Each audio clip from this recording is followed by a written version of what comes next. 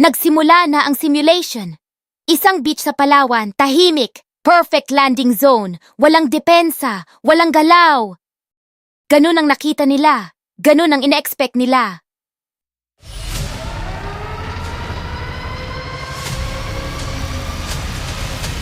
Then, sumabog ang lupa.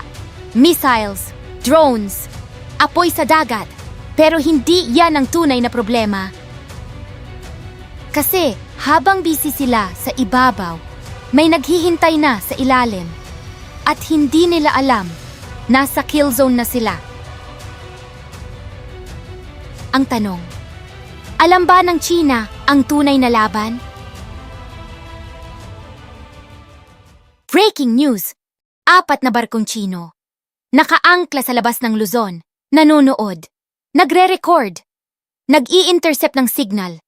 Kasama ang isang Dongdiao-class intelligence ship. Ang pinaka-advanced na spy vessel ng PLA Navy. Full sensors. Full attention. Sa tingin nila, nakuha na nila ang lahat. Pero hindi nila nakita ang pinakamapanganib na bahagi.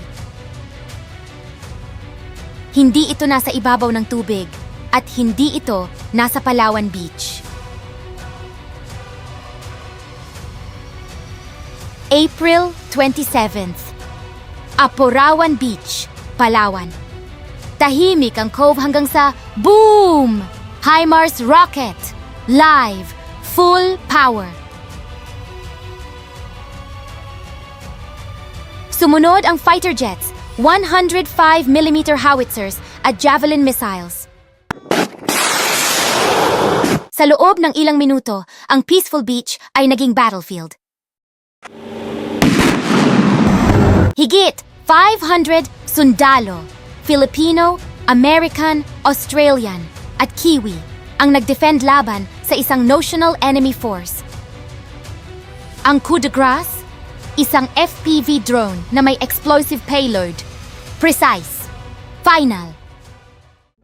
In these exercises, troops simulate defending territory from a mock invasion.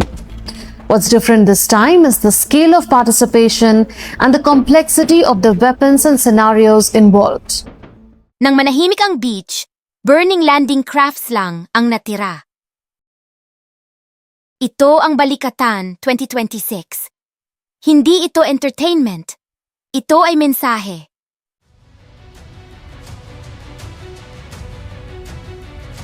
Sa bilis ng technology ngayon, tingin nyo ba sapat na ang drones at HIMARS para depensahan ang ating mga isla o kailangan pa rin natin ng mas malalaking barko? I-comment ang inyong strategic opinion sa ibaba.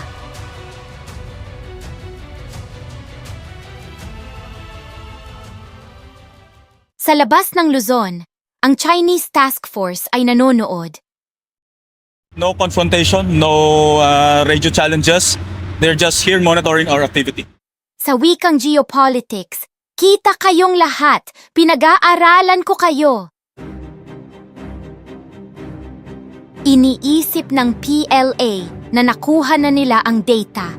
Pero may isang bagay na hindi kayang i-detect ng kahit anong intelligence ship sa mundo.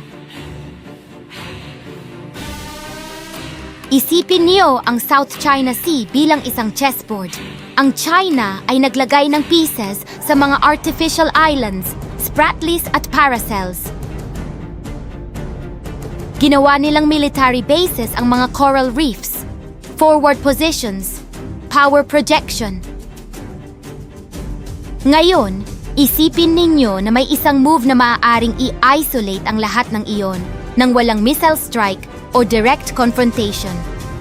Isang move na matagal nang alam ng US Navy at pinag-aaralan na nila ngayon para sa West Philippine Sea. Admiral Halsey's gigantic Third Fleet steams at full strength through Japanese home waters on a mission of destiny. Japan, 1945. Operation Starvation. Ang USB-29 bombers ay hindi nagbomba ng lungsod. Naglagay sila ng mines. Sa loob ng ilang buwan, 97% ng Japanese shipping ay natigil. Walang pagkain, walang fuel, Hindi kinailangan ng malaking invasion, ginutom lang nila ang imperyo. Ganyan ka-powerful ang mine warfare.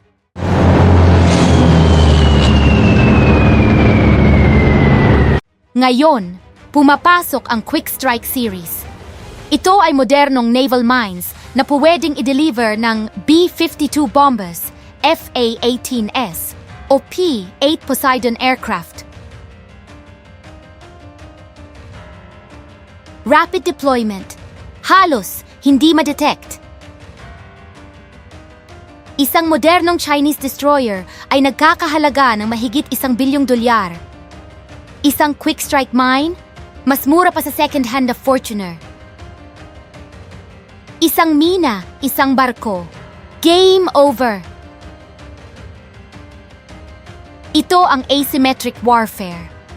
Hindi mo kailangang magkaroon ng mas malakas na barko kaysa sa China. Kailangan mo lang ng tamang placement. Narito ang bahaging hindi inaasahan ng China. Ang mines ay hindi lang defensive. Ang offensive mine laying ay ibang laro. Ang mga artificial islands ng China ay nangangailangan ng supply. Pagkain, fuel, ammunition. Lahat yan dumadaan sa shipping lanes. Kung may quick strike mines sa mga rutang iyon, ang fortified bases ay magiging isolated outposts. Trapped. Full HP sa simula. Zero supply sa huli. Walang reinforcement na makakarating.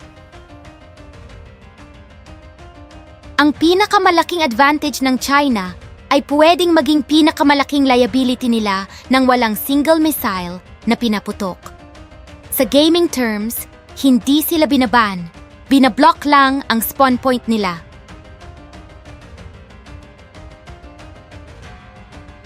Sa tingin ninyo, ano ang gagawin ng China sa banta ng invisible blockade na ito?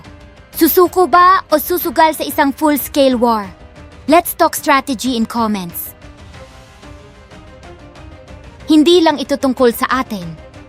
$3 trilyong na trade ang dumadaan dito every year. Kung may minefields sa critical choke points, ang supply chains ng buong mundo ay titigil. Ito ay global economic leverage at ang US Navy, kasama ang Pilipinas, ay hawak ang barahang ito. Ang Chinese spy ship ay umuwi na. Mission complete o akala nila. Balikatan exercises, documented. HIMARS positions, logged. Sigurado silang kabisado na nila ang laban. Pero wala silang nakitang mine deployment. Wala silang nakuha sa sonar. Kasi walang sonar ang kayang hanapin ng lahat. At doon ang tanong na hindi masasagot ng kahit anong intelligence ship. Naroroon na ba sila? Sa Palawan Beach, tahimik na ulit. Pero sa ilalim ng tubig, may mga bagay na hindi mo nakikita at hindi mo mahahanap hanggang huli na. Iyon ang pinakadelikadong sandata, ang hindi mo alam na naroroon.